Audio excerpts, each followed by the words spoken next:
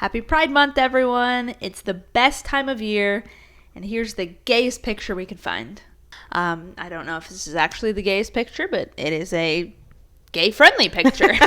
Happy Pride Month, everyone. We are recording this June 3rd, so it's 3 days in, and hopefully everyone is having a nice June so far. Also, today was the Champions League final match against Barcelona versus Wolfsburg, and we might talk about it on another video. This isn't going to be what this video is about, but Wolfsburg had, I would say, kind of a heartbreaking loss.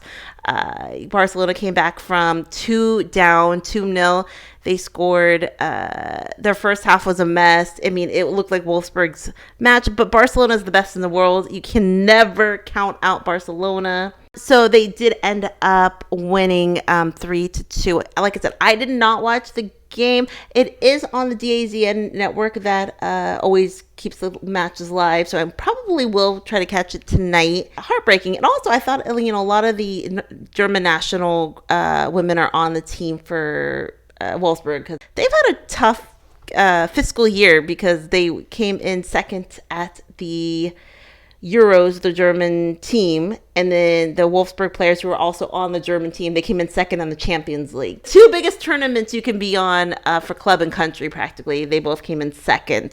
So that's hard. That's hard. So like Alex Popp, Lena Overdorf, and so a lot of other players too. But so maybe they could come back and win the World Cup, the German team. Hey. We hope they don't, because we want America to win. But speaking about the World Cup, it's official. I think it's 47 days away. So what we're going to talk about today is the Lionesses. The English national team has just released their World Cup squad, and when the day they released it, it was just 50 days away. So it's about 47 days away now. There was some surprises, some omissions. Not really. We're not going to get just kind of a gut reaction, kind of a quick video, kind of gut reaction to some of the players, because a lot of players that we follow and we enjoy watching.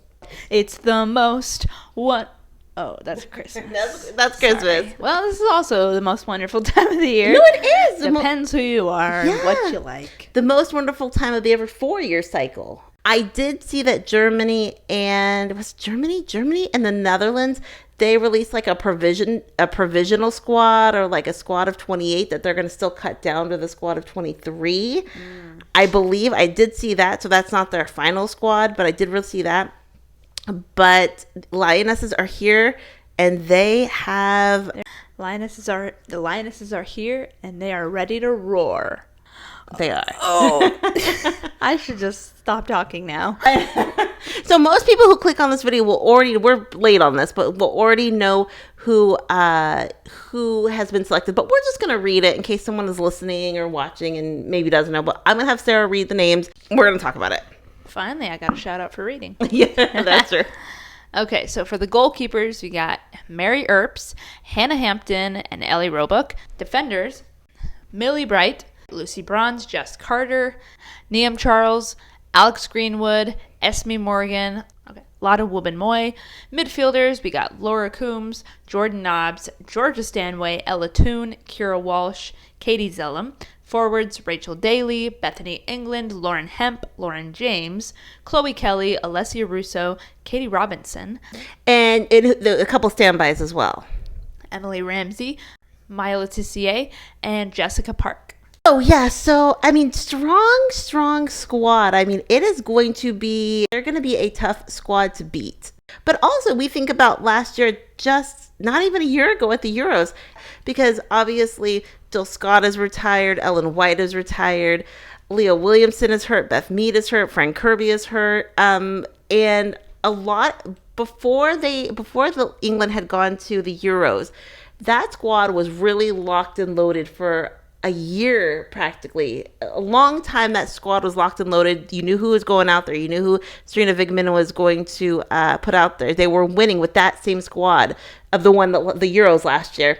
Then once people got hurt and retired, it did become a bit of a different squad. It actually reminds me of when United States had such a core of players, the Christen, Tobin, Carli, Alex Morgan, Pino, Julie Ertz, Lindsay Horan. It was the top tier players. It was the same core for such a long time years and years and years. Yeah. And then right after the Olympics, I think the Olympics were the last time that core played together. Right after the Olympics, then it was kind of like, it was a whole new team after that in a lot of ways. This isn't quite like what happened to the U.S. women's national team because so many pieces just kind of separated for that squad. But this is different. So that was kind of my gut reaction. It is a little bit of a different team. But I guess a few major things that came out was, number one, I don't know if this was the first, I think this was first, at least for us, that Jordan Nobbs was included on the roster. Yes, love to see it. So pumped for her. As we know, she got injured in 2015. She got selected, then she got there, played one match, got injured. So that was not the World Cup that she obviously envisioned. So that I wouldn't actually say that was even, she got selected, so that's positive. But other than that, it was a disaster and felt so bad for her. Then in 2019, she was injured and she had to watch from home. Do you remember we watched a little bit of that documentary about kind of her journey watching the team? Yeah. And so gutted for her then. But this year, she was selected, and obviously we remember we did videos about it. Leaving Arsenal after 12 years, her home, everything she knew at Arsenal, and going to Aston Villa. And what they say is the main reason she wanted or needed to leave was to get playing time, to be considered for the World Cup. I'm so pumped for her that she was able to get playing time, and she's been playing so well at Aston Villa, scoring goals. I think she scored 4 goals since she's been there. And that was her mission, to get playing time, to be able to be considered for the squad, and she accomplished that. So I'm so pumped for her. And then also Beth England, the same kind of thing with her. She was at Chelsea. I didn't follow her quite as closely, but I don't believe she was getting a lot of playing time. I don't believe she was starting. And so that, Chelsea's such a deep squad and had so much talent that she wasn't getting the playing time she needed there also to show Sarina Wigman what she could do. I mean, everyone knows what she can do. She was on the Euro squad. I mean, everyone knows what Beth England can do, but it's kind of like, what have you done for me lately? So if you're not getting the playing time and you're not being able to do well, then you're not going to be considered. And do you remember they had a call up? Did a video about it where Beth England was not selected, and oh yeah, I remember. Yeah, now I mean that was her goal, getting in the World Cup squad. She went to Tottenham. I think she had 12 games, scored 12 goals. I mean, you can't do better than that, right? Yeah. So pumped for her as well. So very pumped for her. So those, and obviously the other thing that we've been talking about on our channel is that Beth Mead. Obviously, I don't think most people thought realistically she was going to be in any form to play based on her injury recovery, Yeah. But even the last video she said even if it was a 1% chance, and that Sarina Wigman thought that she could be an asset to the team and she could be ready, that she would go out there and play and do her best, and but that she's not going to be fit enough at that point. And that makes a lot of sense. I think it was a very small possibility she was going to be called.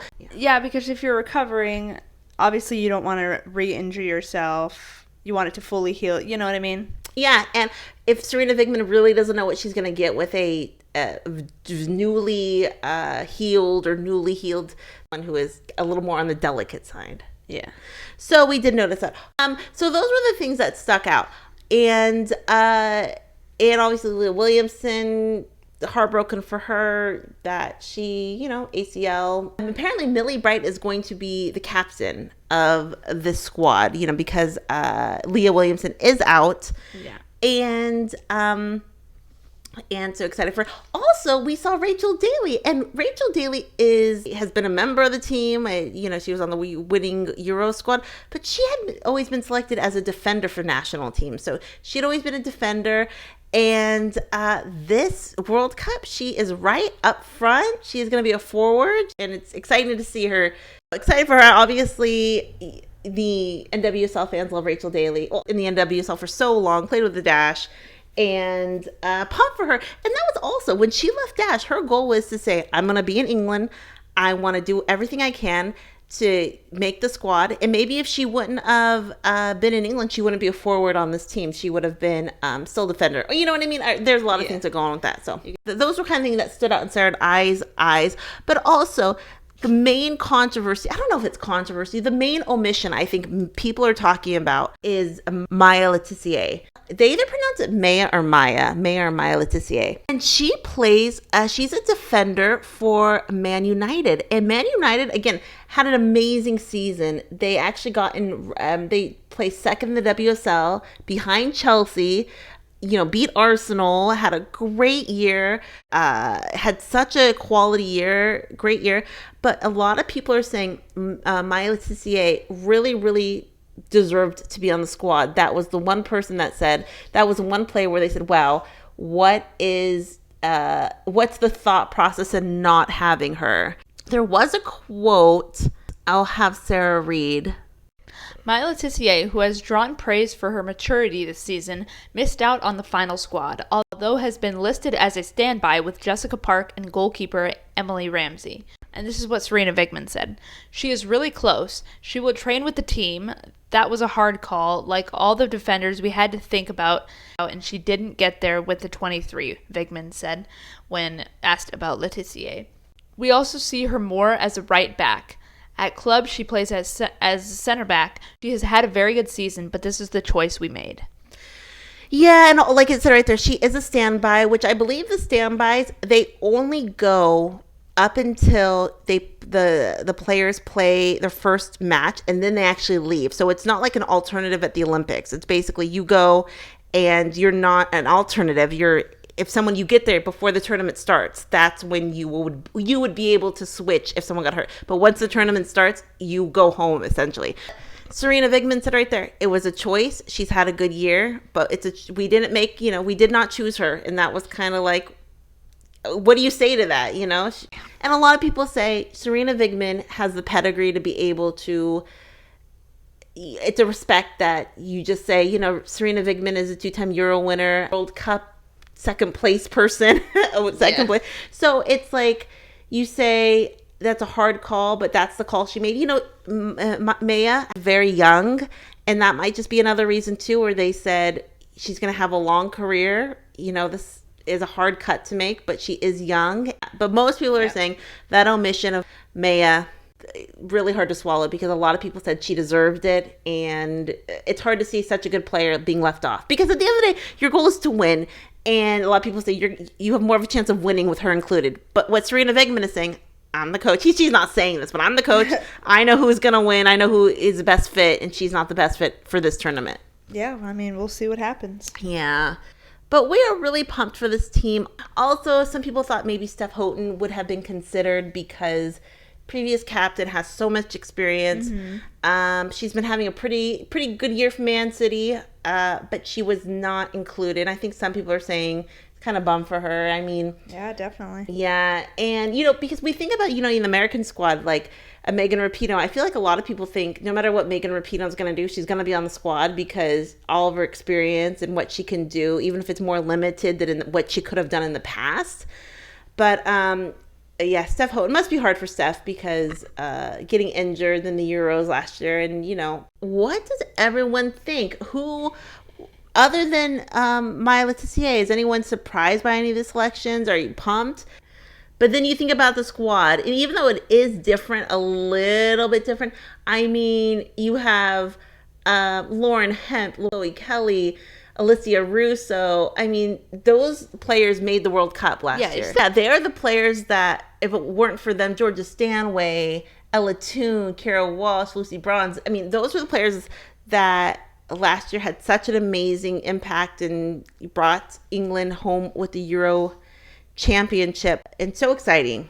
And I'm excited to see Jordan back on the field with all these players. Yeah.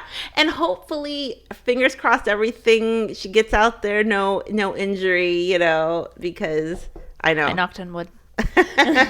What does everyone think? Questions, comments down below. English fans, were you excited by this? Other than maybe Maya Tissier, was there anyone out there who you thought should have been called or not? Or is this kind of where you saw everything? Some people were saying Nikita Parris. She also was omitted, and not as many people thought maybe she was someone who definitely should have been on there, but definitely could have seen her out there as well. She was on the Euro squad last year and very talented. So, World Cup 47 days. I don't know when the United States makes their announcement. I was looking for it, and I'm not exactly sure. I cannot wait for that day because it will be exciting. I know. The anticipation is killing me. Hopefully that comes soon. Questions, comments down below. We'll talk to everyone later. Have a great night. Bye. Bye.